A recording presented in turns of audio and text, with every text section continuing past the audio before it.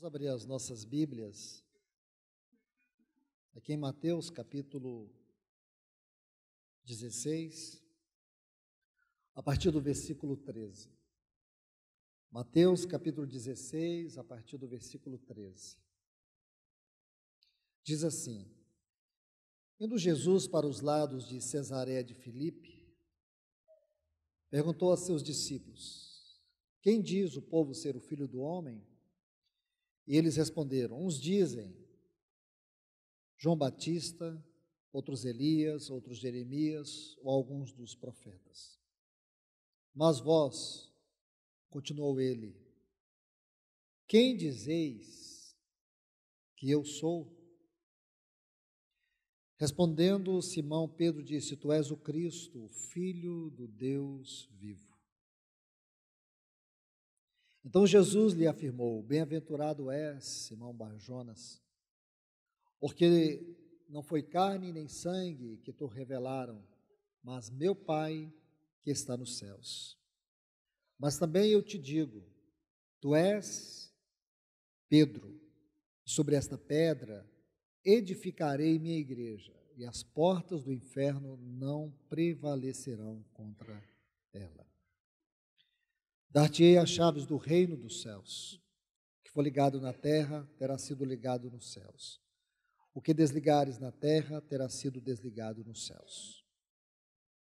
Então advertiu os discípulos de que a ninguém dissesse ser ele o Cristo. Desde esse tempo começou Jesus a mostrar a seus discípulos que ele era necessário seguir para Jerusalém, sofrer muitas coisas, ou dos anciãos, dos principais sacerdotes, dos escribas, e ser morto e ressuscitado no terceiro dia. Pedro, chamando-o à parte, começou a reprová-lo, dizendo: Senhor, tem misericórdia, tem compaixão de ti mesmo. Isso de modo algum te acontecerá. Mas Jesus, voltando, disse a Pedro: Arreda-te, Satanás, porque tu és para mim pedra de tropeço, porque não cogita das coisas de Deus, e sim das do homem. Então Jesus disse a seus discípulos: Se alguém quer vir após mim, a si mesmo se negue, tome a cruz e siga-me. Porque quem quiser salvar a sua vida, perdê-la-á, e quem perder a sua vida por minha causa, achá-la-á. Pois o que aproveita o homem ganhar o mundo todo e perder a sua alma, o que dará o homem em troca da sua alma? Vamos orar. Amado, bendito Senhor,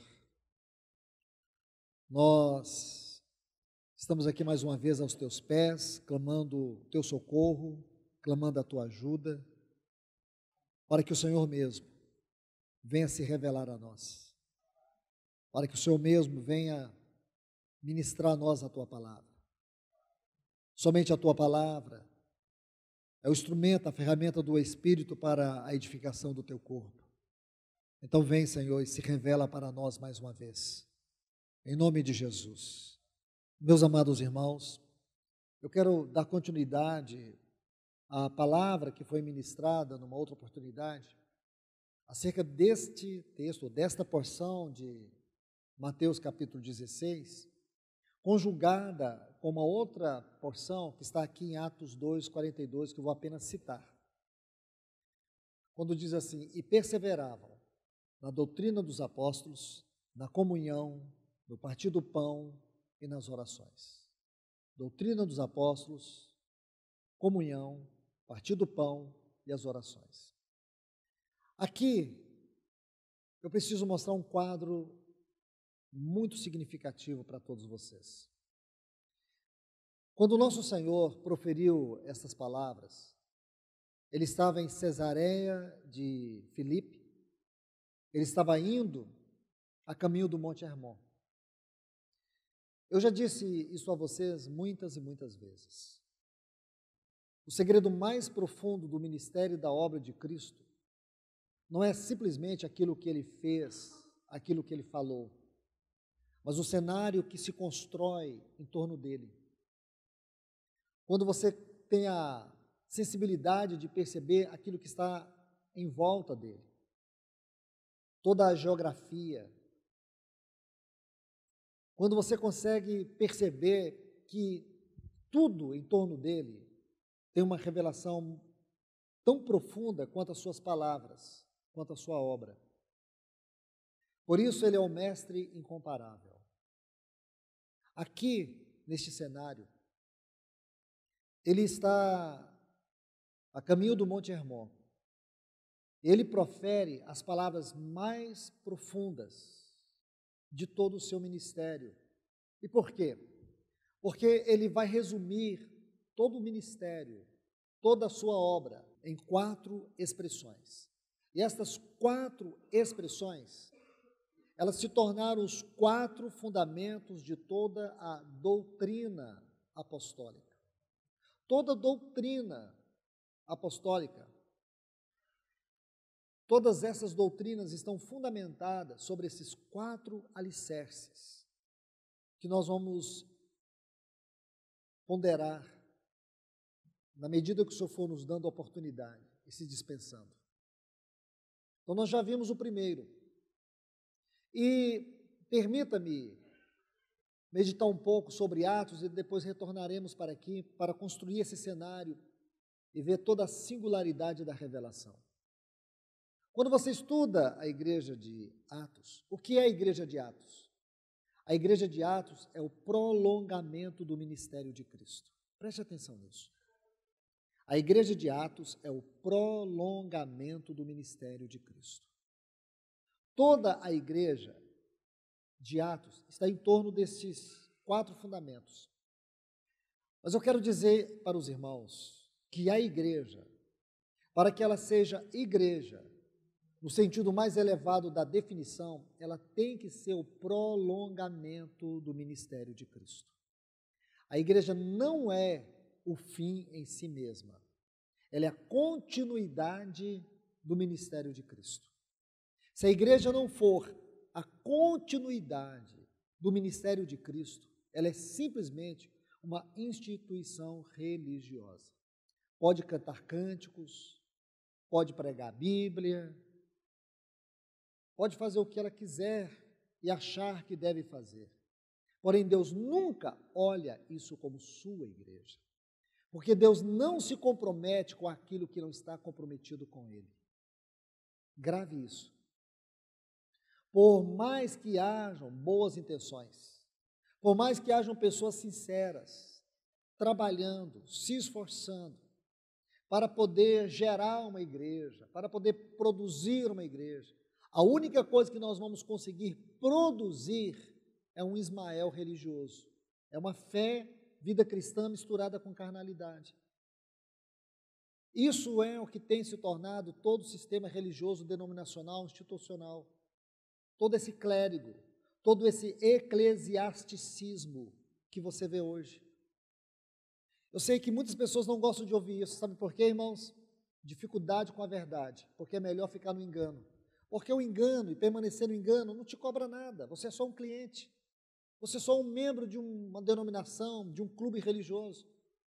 Viver a vida da igreja envolve extrema responsabilidade. Extrema responsabilidade. E nesse mundo, com todas as forças do mal operando através dele, em especial contra a igreja do Senhor, como tem sido difícil aqueles que buscam e têm a consciência do que é ser igreja, sobreviver, permanecer, perseverar, porque tudo que Satanás puder fazer e dispor contra a igreja, ele fará. Por isso nosso Senhor Jesus disse, as portas do inferno não prevalecerão contra ela. O que implica dizer que existe sim uma grande obra de Satanás contra a igreja do Senhor Jesus. Existe um trabalho sutil, pervertido, maléfico, insidioso contra a igreja do Senhor. Tentar abrir os olhos dos irmãos, tentar inspirar as pessoas a seguir a Cristo de maneira correta, é a coisa mais difícil que existe. Porque nós vivemos num mundo que ele está totalmente sistematizado para funcionar contra a vontade de Deus. Então, Seria uma tremenda irresponsabilidade da minha parte falar esse assunto de maneira qualquer, porque nós estamos diante daquilo que são os 4 alicerces da doutrina cristã, em Mateus 16. E quando eu citei Atos 2,42, o que nós temos aqui? Os 4 alicerces da vida prática. E por quê, irmãos? Porque a igreja é doutrina e prática. A igreja não pode ser doutrina.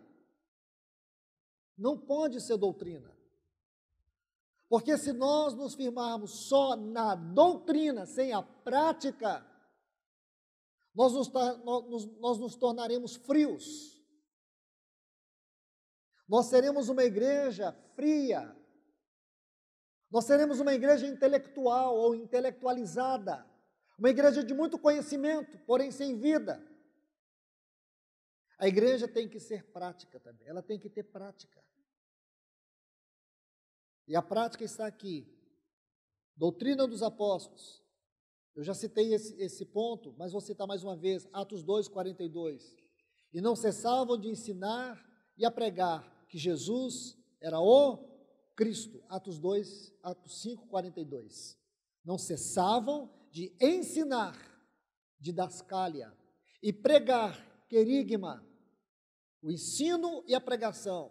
E qual era o ensino e a pregação da igreja primitiva? Jesus, porque Ele é o verbo, Ele é a palavra, Ele é a mente de Deus, Ele é a revelação de Deus, Ele é a expressão exata do ser de Deus, Ele é a imagem de Deus, do Deus invisível.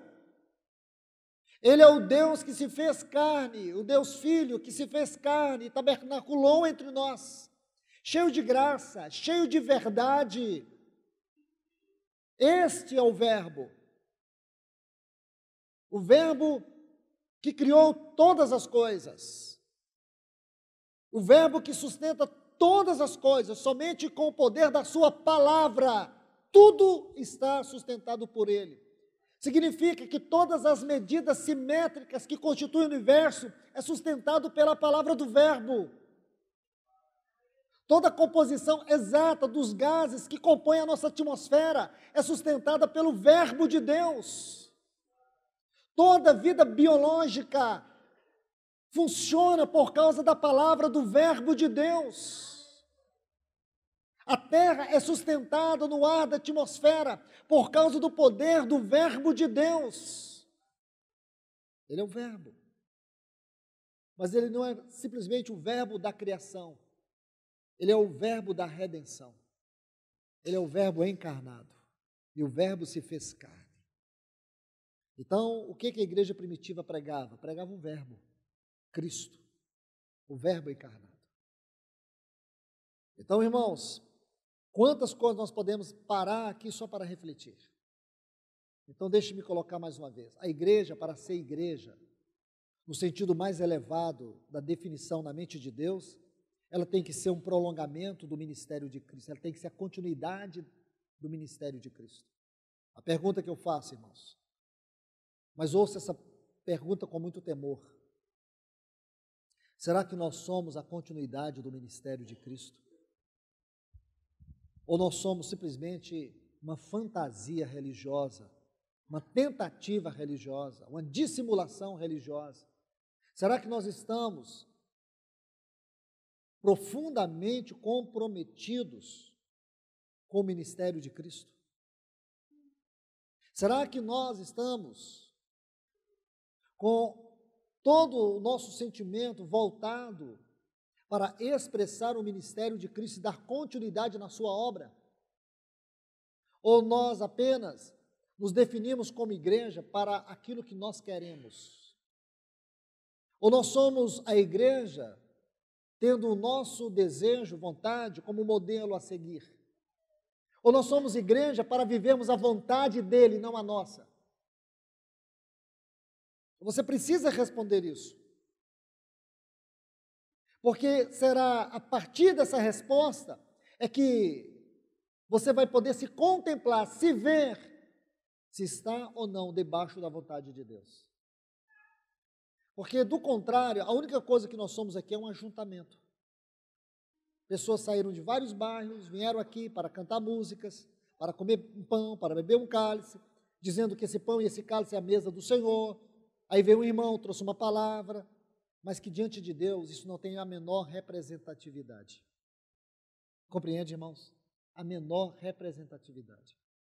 Porque um dia, o nosso Senhor, Ele julgará as nossas obras. É madeira, natureza humana. É palha, obra humana. É feno, glória humana. Ou é ouro, a glória e o caráter de Cristo, de Deus. Ou é prata, a glória e o caráter de Cristo. Ou pedras preciosas, a glória da obra do Espírito Santo. O que opera? É muito fácil, irmãos, dissimular. É muito fácil, porque Satanás ajuda. Satanás não tem o poder da criação, ele só tem o poder da imitação. E de Gênesis a Apocalipse você vai ver Satanás tentando imitar a obra de Deus. E ele sempre fracassa, porque a obra de Deus prevalece. A obra de Satanás fracassa. Então, nós não precisamos ter medo de ser a igreja. E nem temos que ficar preocupados se vão sobrar 2 ou 3, porque o Jesus disse que onde estiver 2 ou 3 reunidos no nome dele, ele estará presente. Não precisa ficar olhando multidões, porque o nosso Senhor, ele não era o Cristo das multidões, ele é o Cristo relacional, pessoa por pessoa, ele sabia o nome das pessoas. Ele não era o Cristo impessoal, ele era o Cristo pessoal, aquele que tocava as pessoas, aquele que olhava nos olhos das pessoas. E tudo aquilo que ele estava fazendo era o que ele buscava na sua igreja, quando ele partisse. É o que a igreja de Atos se tornou, uma igreja comunhão, uma igreja amor, uma igreja fraterna. Não uma igreja de pessoas que moravam em bairros diferentes e se reuniam só por reunir. E a reunião era a única marca da igreja. A reunião não é a marca da igreja. A vida é a marca da igreja. A comunhão é a marca da igreja. O reunir deve ser uma consequência. Então nós temos que libertar dessas coisas, porque muitos de nós viemos de movimentos denominacionais degradados. Degradados. Onde o culto era Cristo, mas não o Cristo, era um tipo de Cristo, era um tipo de idolatria. O culto. Enquanto o culto, irmãos, tem que ser uma expressão de Cristo, o louvor tem que ser uma realidade de Cristo na nossa vida. O adorador não é simplesmente aquele que canta, porque cantar não te faz um adorador. O que te faz um adorador é a vida de Cristo dentro de você. É aquilo que o Espírito Santo encontra de Cristo em você e transforma em gratidão e louvor para Deus. Não é a música decorada ali, porque nós podemos cantar, cantar, cantar e nunca tocar a Deus. A adoração é mais profunda. Então, irmão, ser igreja não é o que muitos pensam. Nós temos que olhar para isso aqui. Deixe-me voltar aqui para Mateus 16. Deixe-me construir um cenário para você ver a sutileza e a grandeza de toda essa revelação. Tem que é lindo. Nosso Senhor está subindo para o Monte Hermon. Quando você abre o capítulo 17, ele já está no Monte Hermon. A ideia que se tem é que ele não parou em Cesareia de Filipe. Ele estava andando, indo para o Monte Hermon. E durante este caminhar, ele pergunta para os discípulos: "Que diz os homens que eu sou?" Aí Pedro diz: "Tu és o Cristo."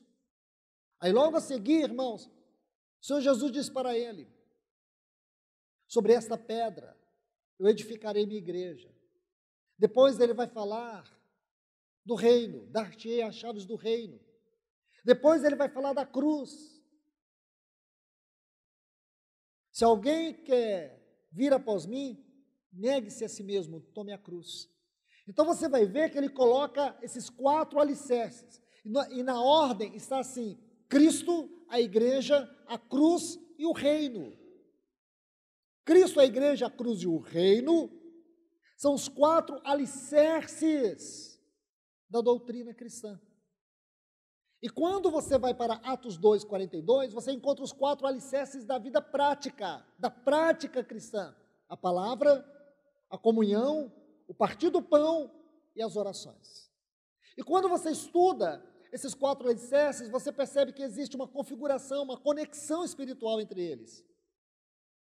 O primeiro alicerce é Cristo. Nós já estudamos isso.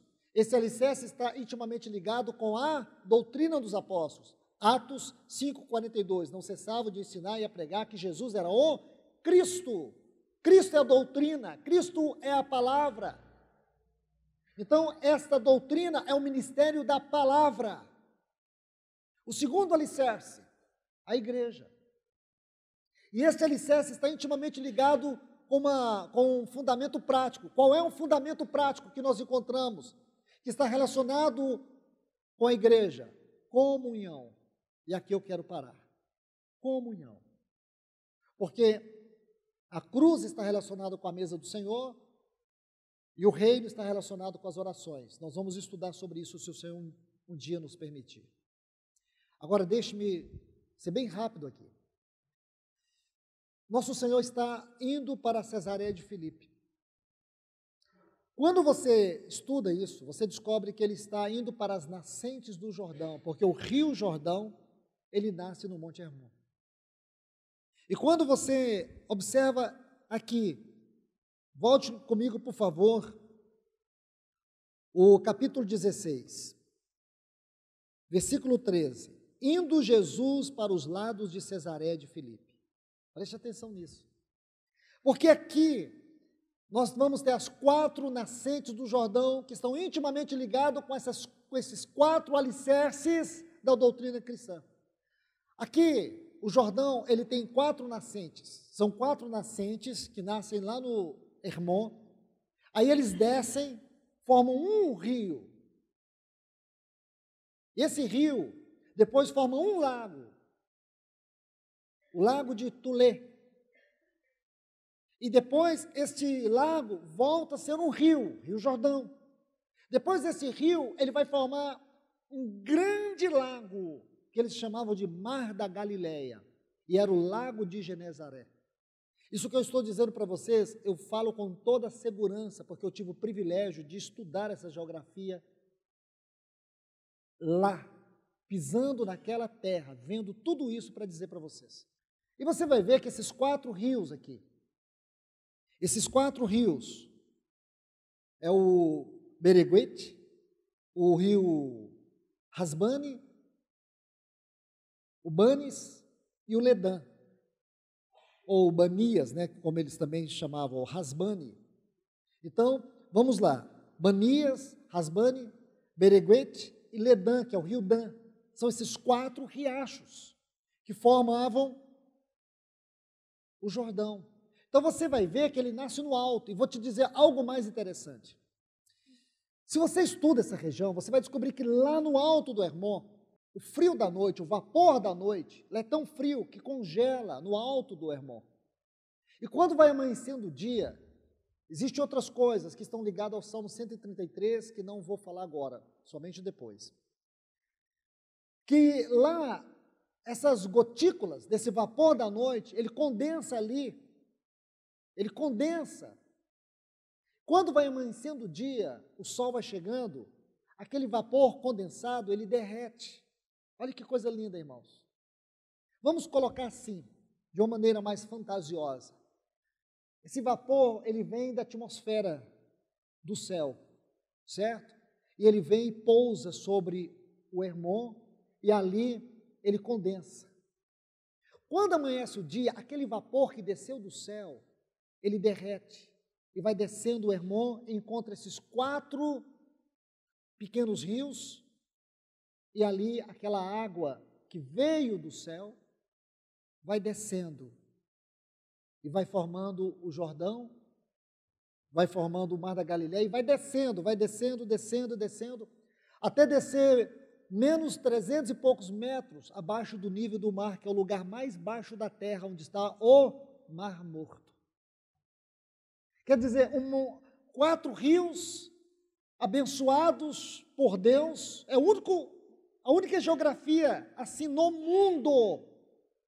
Porque como que aqueles 4 pequenos riachos vão se tornar um lindo mar, o mar da Galileia, numa terra seca, árida? Só em Israel, porque Deus diz que aquela terra manava leite e mel. Mas aquela água linda do mar da Galileia se torna um rio barrento, estreito, feio, e vai descer para se tornar o mar morto, e dali aquela água é evaporada. Assim é a vida cristã. É uma vida celestial. Ela tem que fluir. Ela tem que frutificar. Se ela não frutificar, você vai se tornar um mar morto.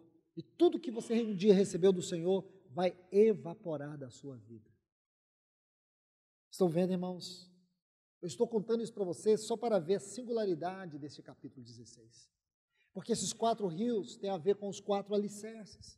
Se a igreja não estiver edificada sobre esses 4 alicerces, ela vai deixar de ser o mar da Galileia para ser o mar morto. O mar morto e o mar da Galileia nascem do mesmo lugar, Monte Hermon. É o mesmo rio, a mesma água.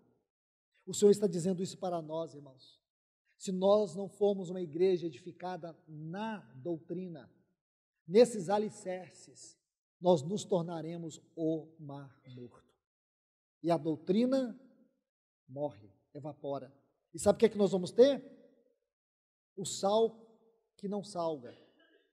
Você já ouviu alguém dizer assim, eu tomei um banho no Mar Morto, eu dei um mergulho lá? Não dá, porque dali já sai um cadáver. Porque você não pode beber aquela água. Jesus disse, o sal, se não salgar, para nada mais presta. A água do Mar Morto, você não pode chegar lá e dizer, ah, que delícia. Você morre se você beber. O teor de sal naquela água a torna um veneno mortal. Assim, irmãos, nosso Senhor disse, o sal, quando ele perde o seu equilíbrio, a sua proporção, quando ele não salga, sabe o que ele serve? Só para ser pisado pelos homens. Aqui o Senhor está nos dizendo algo, irmãos. Isso é muito importante. A consciência que nós precisamos ter da importância dessas doutrinas e da vida prática. Deixe-me colocar só um ponto. O segundo alicerce é a igreja. Assim como o segundo alicerce da vida prática é a comunhão. Esses 2 alicerces, doutrina e prática, igreja e comunhão, eles precisam estar tão unidos, assim como Cristo e a palavra. Por quê, irmãos? Comunhão não é uma palavra qualquer. Não busque em algum dicionário a definição dessa palavra, porque você nunca vai encontrar a essência dela. Essa é uma palavra divina. Essa é uma palavra espiritual. Essa é uma palavra que ela nasce, ela tem a sua derivação da natureza, do caráter e da essência do ser de Deus. Comunhão. Ser de Deus. Sabe por quê? Deus é essencialmente a comunhão do Pai, do Filho e do Espírito Santo. Então, o que nós aprendemos aqui? Que a igreja precisa ser uma expressão da Trindade. Irmãos, por que o ministério da palavra hoje tem perdido tanto da sua eficácia? Por que os cristãos não amam a palavra? Elas não amam a palavra porque a palavra não é importante? Porque a palavra é secundária? Quando se fala de louvor, nossa, nós temos uma emoção com o louvor. A igreja não é doutrinada com música, a igreja é doutrinada com a palavra. Louvor não edifica a igreja, louvor não é uma ação, louvor tem que ser uma reação. Coloque as coisas nos seus devidos lugares. Mas hoje, dentro do contexto do cristianismo degradado, do cristianismo, como dizem alguns e gostam de dizer, do cristianismo evoluído, o louvor tem muito mais importância do que a palavra. Muito mais importância. Na hora do louvor, os cristãos, eles têm uma alegria, pode ter alegria, mas não tem gozo. A palavra produz gozo, por mais que ela nos quebrante, nos esmague, nos humilhe, mas nós sabemos que no fim, quem prevalece sobre nós é o Senhor. O louvor tem que ser resultado disso. O louvor tem que ser movido pela glória da graça de Deus na nossa vida. Vocês já perceberam? o quanto de eu, me e tu tem nas músicas cristãs hoje? Eu, meu e Deus é colocado de lado. A gente tem que ser cuidadoso, irmãos. Eu tenho chamado vocês e tenho exortado vocês para que nós sejamos uma igreja bíblica e não uma Laodiceia transtornada, degradada, pervertida, mas uma igreja bíblica, uma noiva que um dia vai olhar para aquele noivo e ele vai olhar para ela e ele vai se ver nela. É isso, irmãos. Isso hoje é o ponto crucial da nossa batalha para edificar o corpo de Cristo. Então nós temos que entender a importância e como Satanás trabalha para diluir, para impedir o avanço do ministério da palavra. Por que nós não temos procurado o ministério da palavra ou o culto onde o ministério da palavra é exercido? A igreja não vem, a igreja não participa, a igreja não se interessa. Temos 1000 desculpas. Eu quero te falar, você não tem 1000 desculpas, você só tem uma explicação. Satanás, ele procura fazer tudo o que é possível fazer para que você não esteja na reunião do ministério da palavra. Sabe por quê? Porque ele te quer um cristão medíocre, um cristão movido por ativismo. Porque você acha que fazendo obra para Deus, você pode quebrantar o coração de Deus quanto à sua justiça, quando você estiver no tribunal dele, no tribunal de Cristo, quando nossas obras serão julgadas. Satanás, ele fará de tudo para que a igreja nunca cresça no ministério da palavra. Satanás tem todo interesse numa igreja imatura, numa igreja medíocre. Satanás, ele faz de tudo, ele anda de mãos dadas conosco. Ele vai até mesmo te prosperar, te ajudar. Ele vai ser o seu anjo. Sabe o anjo? Aquele anjo que você pede, Senhor, coloca o teu anjo para me ajudar. Ele vai te ajudar sim. Contanto que você nunca seja edificado sobre os verdadeiros fundamentos da doutrina. Quando você olha, você andou, sabe onde você chegou? Lugar nenhum, você ficou patinando. É isso que Satanás quer. Meu irmão, minha irmã, peça ao Senhor para abrir os seus olhos e Ele mostrar para você a realidade das coisas. Quanto tempo Satanás está roubando da sua vida? Como ele roubou aqueles 13 anos na vida de Abraão, entre o final do capítulo 16 e o início do capítulo 17, levando ele a gerar Ismael. Vamos ser sensíveis à voz do Senhor, para que Ele nos coloque, nos envolva com aquilo no qual Ele está envolvido. Porque muito da nossa obra pode ser ativismo. Muito daquilo que nós fazemos não é resultado daquilo que Deus está fazendo na nossa vida. Nós estamos nos ocupando com aquilo que Deus não está essencialmente ocupado. Não que Deus não interesse, porque Deus interessa em você. É trabalhar em você, para que você trabalhe para Ele, para que você sirva a Ele de maneira eficaz.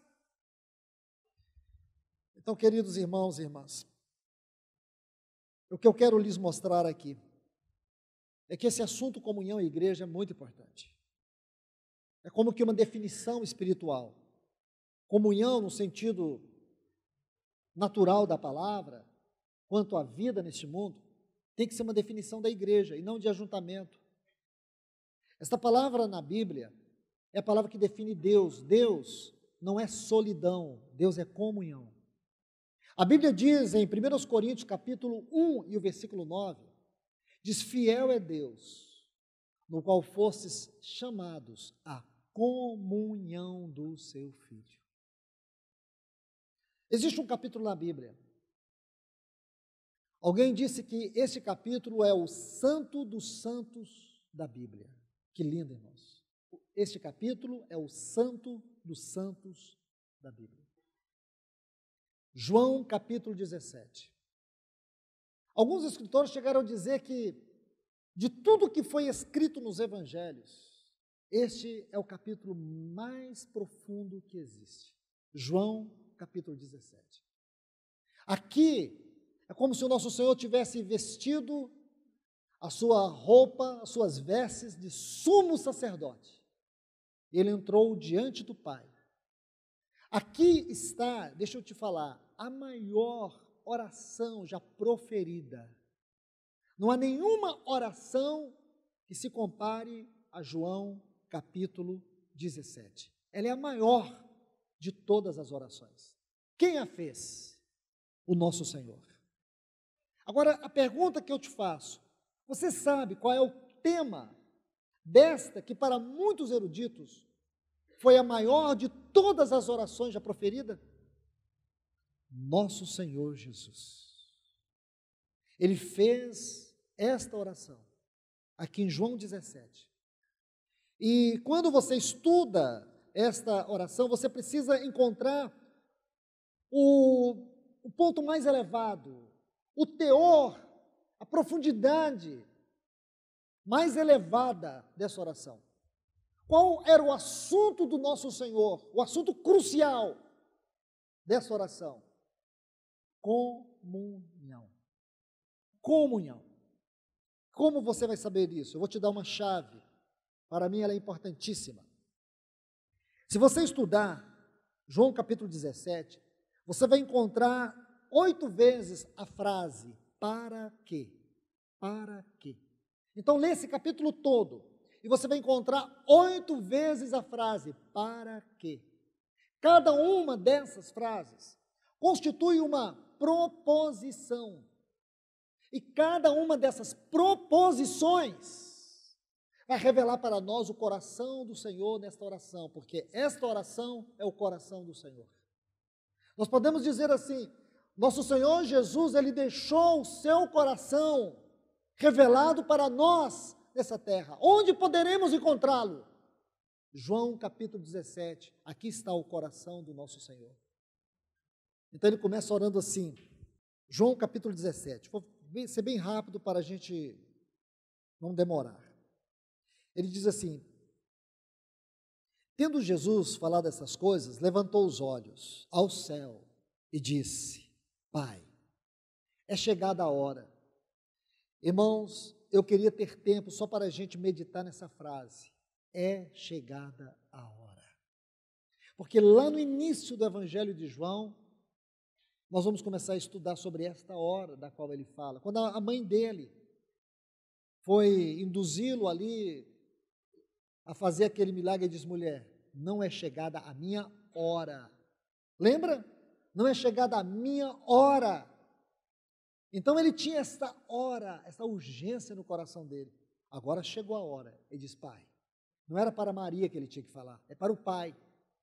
Porque esta hora estava intimamente relacionada entre ele e o Pai, e não entre ele e Maria, e nem a ninguém. Agora ele diz, Pai, chegou a hora. Glorifica teu filho. Aí vem o primeiro para quê? Para que o filho te glorifique a ti. Esse é o primeiro para quê. Não vou falar sobre ele, porque ele vai nos dar uma abrangência geral de todo esse capítulo e não vou ter tempo para falar. Olha o versículo 11, ele diz assim, é o segundo para quê, a segunda proposição. Já não estou no mundo, mas eles continuam no mundo, ao passo que eu vou para junto de ti, Pai Santo. Guarda-os em teu nome, o nome que me deste. Aí vem o segundo para quê? Para que eles sejam um. Agora, irmãos, vê se isso toca o seu coração. Ele diz, para que eles sejam um, assim como nós. Então, sabe o que o Senhor Jesus está dizendo? Ele está dizendo que a igreja tem que ser uma unidade em profundidade de amor, afeto, verdade, santidade e glória, assim como é o Pai e o Filho, um no outro. Essa amizade, essa comunhão, essa união, esse entrelaçamento. O Filho habitava o Pai habitava o Filho. Aquilo que eu disse para vocês, que a melhor maneira de você entender comunhão não é segurando um saco de batata, é você ter um purê de batata. Mas eu vou colocar as proposições bem rápidas. Olha a terceira, versículo 13, ele diz assim, Mas agora eu vou para junto de ti. Isto falo no mundo, para quê? Tem um segundo para quê, o terceiro para quê? Para quê? Tenha o meu gozo completo em si mesmo. Esse texto só pode ser estudado por um outro escrito de João, que está lá no capítulo 1. Para você interpretar esse versículo 13, você tem que ler João capítulo 1. Então vamos lá rapidamente. Epístola de João, capítulo 1. Primeira epístola de João, capítulo 1. Olha o versículo 3 e o 4. O que temos visto e ouvido, anunciamos também a vós outros. Para quê? Significa que ele vai continuar aquele para quê, do capítulo 17. Para quê?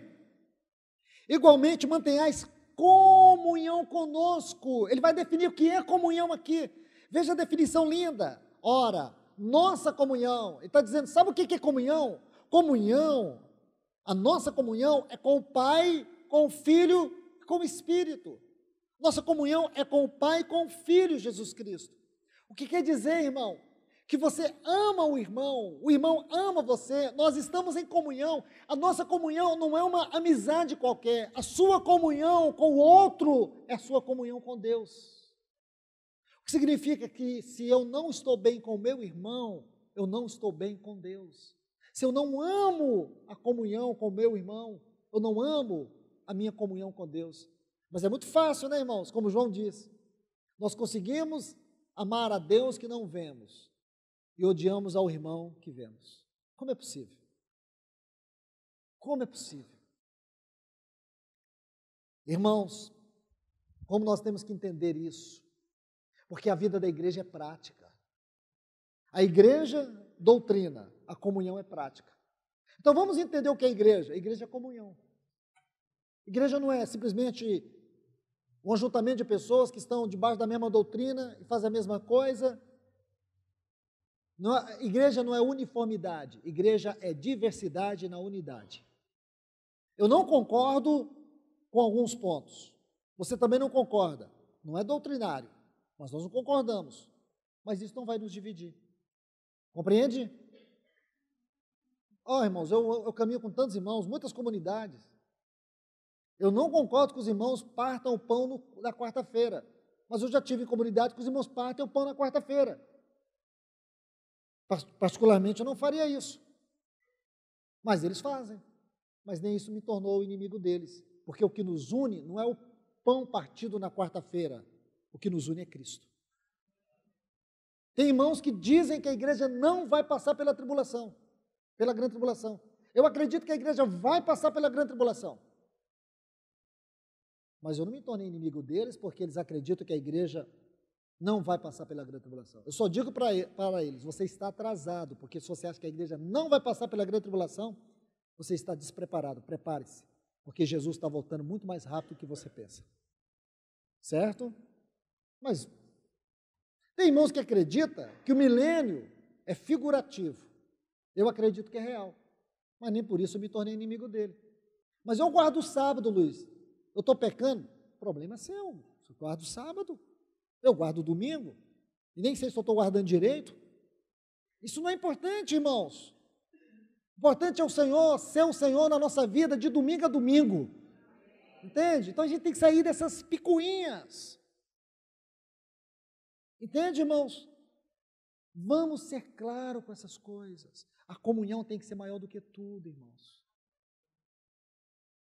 Olha o que ele diz, a nossa comunhão é com o Pai e com seu Filho Jesus Cristo. Estas coisas vos escrevemos para que a nossa alegria seja completa.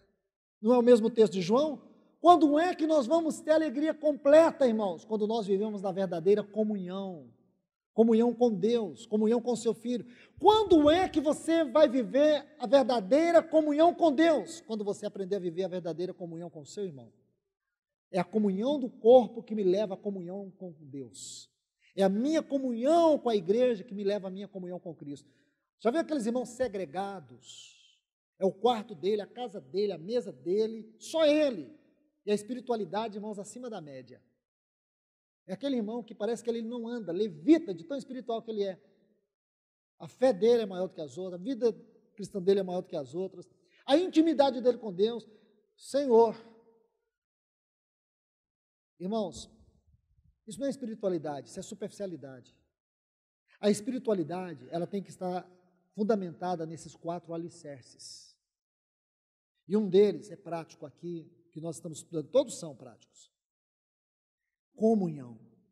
Não viva segregado, não viva isolado, não viva afastado dos irmãos, procure a comunhão do corpo de Cristo. Vou passar rápido, irmãos, não dá para a gente, eu estou terminando, prometo para vocês. Vamos para o quarto aqui, a quarta proposição. Versículo 19 de João 17. Ele diz assim, João, capítulo 17, versículo 19. Este é um ponto também que requer uma exposição mais prolongada. Mas ele diz assim: é a favor deles que eu me santifico a mim mesmo. Para quê? Tem um outro para quê? É o quarto. Sejam santificados. Para que sejam santificados na verdade. Então, se você pegar aqui o contexto, está no versículo 17. Santificam-os na verdade. A tua palavra é a verdade. Uma coisa que você vai ver, que é muito interessante, aqui nesse capítulo 17, é o paradoxo entre santidade e mundo. Jesus vai dizer isso várias vezes aqui, a questão do mundo. Olha o versículo 9, ele diz, é por eles que eu rogo, não pelo mundo. Versículo 11, já não estou no mundo, mas eles continuam no mundo, ao passo que vou para junto de ti, guarda-os do mal. Quando você vai vendo que o nosso Senhor coloca esse paradoxo entre santidade e mundo. Mundo, irmãos, é um sistema maligno e perverso que tem como objetivo espiritual nos roubar da presença de Deus. E quando nós somos roubados da presença de Deus, o que que você perde? A santidade. A santidade. Então, todo o trabalho pervertido do mundo é roubar você da presença de Deus. E quando você perde a presença de Deus, você perde a santidade. É isso que Jesus vai dizer. Aí, observe que coisa mais linda, esse maravilhoso paradoxo. Veja o versículo 14, ele diz assim, o mundo os odiou, porque eles não são do mundo, como do mundo também eu não sou. E o 15, não penso que os tire do mundo, e sim que os guarde do mal. Então você vai ver que mal aqui, no contexto restrito deste capítulo, tem a ver com duas coisas: perder a santidade e perder a unidade, perder a comunhão. Se você quer definir, traduzir mal de maneira hermenêutica, dentro do contexto aqui deste capítulo, significa perder a santidade e perder a comunhão, perder a unidade do corpo. Todo cristão, quando ele não está debaixo da santidade, inevitavelmente ele vai perder a unidade do corpo de Cristo. Porque não é só perder a presença de Deus, é perder a comunhão do corpo. Então, eu não tenho como entrar em detalhes aqui, porque demandaria muito tempo. Mas vamos para a quinta proposição, versículo 21. Quinta, João 17, 21. A fim de que todos sejam um.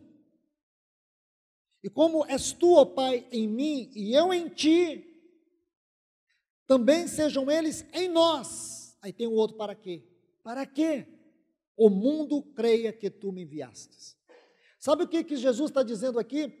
Ele está dizendo que a comunhão verdadeira do corpo de Cristo é a maior pregação do Evangelho. Como também o maior escândalo do Evangelho é a divisão, é a falta de comunhão. Agora, irmãos, a grandeza desse texto é inimaginável. Nós nunca vamos conseguir chegar a todas as dimensões desse texto. Ele diz, a fim de que todos sejam um, isto é, o propósito de que eles sejam um. Aí ele diz, e como és tu, ó Pai, em mim, e eu em ti, sejam eles em nós. Que coisa linda, irmãos. Podemos sintetizar assim, o propósito da comunhão é que nós estejamos neles e eles estejam em nós. O propósito da comunhão é que Deus venha nos habitar de maneira congregacional e que nós congregacionalmente venhamos habitar dentro de Deus. Compreende isso, irmãos? O que nós precisamos fora disso? Nada. Porque tudo que nós buscarmos, seja em que esfera for, em que circunstância for, nós poderemos encontrar quando Deus nos habita plenamente, totalmente, abundantemente, poderosamente. Estão vendo, irmãos? Vamos para a sexta. Eu estou terminando, irmãos. Eu prometo para vocês. Nem que você tenha que comer um pouco mais tarde, mas você vai dizer: Senhor, que belo é isso. Saber que nós somos a expressão do Senhor como igreja na comunhão do corpo. Isso é lindo, irmãos. Versículo 22. Ele diz: eu lhes tenho transmitido a glória que me tens dado. Para que sejam um, como nós o somos. É outro texto que eu não tenho como chegar até ao final dele. Nem você, nenhum de nós. Eu lhes tenho transmitido a tua glória. A glória que me desse, para que sejam um. Irmãos, tudo que o nosso Senhor fez, pense nisso, tudo que Ele fez, tudo que Ele realizou, Ele não apenas perdoou os nossos pecados para nos livrar do inferno. Aqui você vai descobrir nesse texto. Ele não apenas te salvou para que você não fosse condenado com o diabo no inferno. Aqui Ele vai dizer, irmãos, que tudo que Ele fez por nós, tudo que Ele realizou por nós, tinha em vista essa comunhão. Esta comunhão. Olha o que Ele diz: eu lhes tenho transmitido a tua glória, que me tens dado. Para quê? Com o propósito de Ele ter nos dado a revelação da sua glória, nos transmitir a sua glória. Vimos a sua glória, como a glória do unigênito do Pai. João disse: o que nós vimos, o que ouvimos, o que nossas mãos tocaram acerca do verbo da vida, é isso que nós proclamamos. Aqui o sentido é, o que nós vimos, o que nós ouvimos, o que nós tocamos, é aquilo que flui de nós. É aquilo que flui da nossa vida. Acerca do verbo, aqui você vê, Ele transmitiu tudo, irmãos. Glória aqui, glória é a palavra que define Deus. Deus é glória, glória é aquilo que faz de Deus, Deus. Então vamos traduzir esse texto de uma linguagem mais elevada. Ele está dizendo assim: eu lhes tenho transmitido a ti mesmo, a eles, para que eles sejam um. Isto é o dispensar do Deus triuno a nós, é que provoca esta comunhão. A nossa comunhão deriva do fato de que Cristo derramou Deus para dentro de nós. Cheios de Deus. Você tem que ter uma vida cheia de Deus. É porque você, muitas vezes, não está cheio de Deus, é que você ira contra o seu irmão e não perdoa. Quantas pessoas existem no corpo de Cristo e não têm coragem de se perdoar? Perdoar quem merece ser perdoado é justiça. O verdadeiro perdão é perdoar quem não merece ser perdoado. Alguém aqui merecia ser perdoado por Cristo? Não, eu vou começar. Eu merecia ser lançado no inferno. Eu merecia ir para o inferno e ficar com Satanás eternamente. Eu não merecia o perdão, mas Ele me perdoou, como Ele também te perdoou. Nós merecíamos o inferno, irmãos. Esse é o verdadeiro perdão. O perdão divino, o perdão espiritual, o perdão que tem que estar no meu e no teu coração, é esse perdão de Cristo. O amor que tem que estar no nosso coração pelos nossos irmãos é o amor de Cristo. Ele diz: novo mandamento vos dou, que vos ameis uns aos outros, assim como eu vos amei. Olha, o que tem de novo? A lei dizia assim, para uma pessoa amar a outra: amai o teu próximo como a ti mesmo. O novo está nisso, como eu. Não é como você ama, você que você tem que amar o outro. Na vida cristã você tem que amar o outro como Cristo te amou. Sabe como foi que Cristo te amou? Ele deu a vida por você. Ele morreu por você.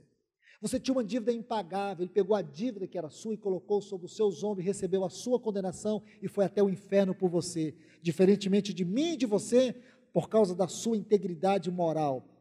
o Pai o ressuscitou, mas ele foi condenado no nosso lugar.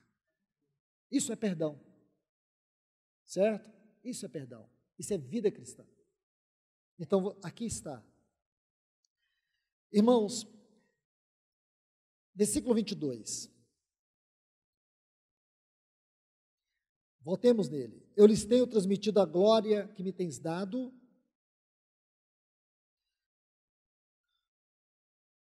para que sejam um, como nós o somos. Agora vamos para a 7ª, versículo 23. Eu neles e tu em mim, a fim de que sejam aperfeiçoados na unidade. Para quê? Mais uma vez, aperfeiçoados, maduro, a unidade tem que ser amadurecida. Ela não é estática, ela é progressiva. Para que o mundo creia que tu me enviastes e os amastes, como também amastes a mim. Você pode imaginar qual é o amor de Deus por Cristo? Pode imaginar? Alguém que pode imaginar o amor de Deus por Cristo? Claro que pode, irmãos.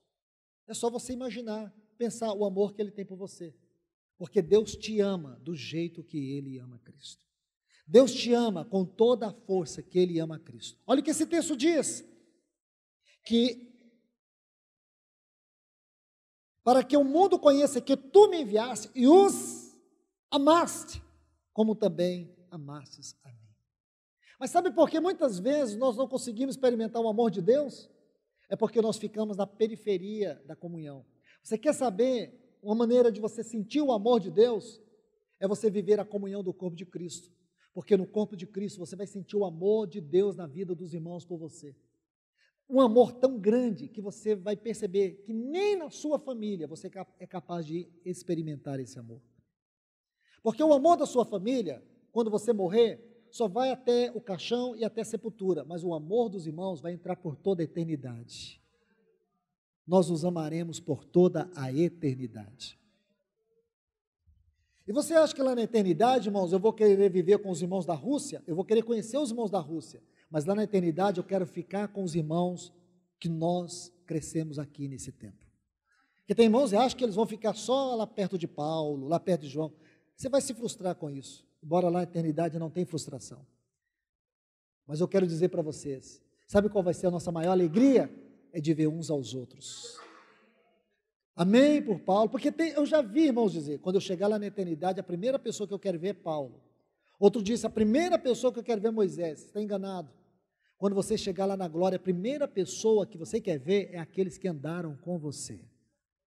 Paulo, Moisés, Abraão será secundário. Você vai procurar aqueles irmãos que o Senhor edificou sua vida com eles.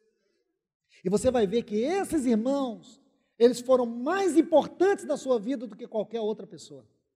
Porque foi com eles que o Senhor te edificou e fez você chegar até lá. Graças ao Senhor. Vamos para a última, irmãos. Versículo 24. Pai, a minha vontade é que onde eu estou, estejam também comigo os que me desses. Para que vejam a minha glória, que me conferistes, porque me amastes antes da fundação do mundo. Irmãos, esse é um texto também tão profundo, que eu gastaria um pouco ainda do tempo precioso de vocês, porque ele diz assim, aonde eu estou? João 1,18 vai dizer onde ele está. Ninguém jamais viu a Deus, mas o Filho unigênito de Deus, que está no seio do Pai, que o revelou. Então, aonde Cristo está? Aonde Cristo sempre esteve quando viveu aqui na terra? Ele sempre esteve no seio do Pai. E sabe o que ele diz? Ele diz que aonde ele estava, era onde ele queria que nós estivéssemos. Para quê? Para que nós pudéssemos contemplar a sua glória. Aí, irmãos, teria que ser uma viagem pelo livro de Apocalipse, para nós conhecer um pouco das glórias da bendita pessoa do nosso Senhor Jesus. E o poder que tudo isso tem na nossa vida, irmãos, de consolo, de exortação. Então, queridos irmãos e irmãs, comunhão é um fundamento que define a igreja. A igreja tem que ser definida pela comunhão e não pelo local de reunião. Muitas vezes a igreja é definida pelo local de reunião, Você passa numa rua, tem 10 locais de reunião. Aí você fala, nossa, tem tantas igrejas aqui. Não, tem lugar de reunião, igreja não tem nenhuma. Igreja deve estar tudo pelas casas. A igreja somos nós, não é o local. Igreja não pode ser definida por local de reunião. A igreja tem que ser definida pela nossa comunhão. Que assunto glorioso, irmãos. E chega a ser até inconveniente usar um tempo tão curto como esse para falar de algo tão glorioso. Mas que o Senhor possa ir além dessas palavras e nos ajudar a entender toda a riqueza disso, deste fundamento doutrinário e deste fundamento prático. Que Deus vos abençoe. Senhor, nós somos tão gratos a Ti por mais uma manhã, pela Tua palavra, pela comunhão do Teu corpo. Bendito é o Teu nome, Senhor. Nós te agradecemos e te louvamos. Muito obrigado, Pai. Amém.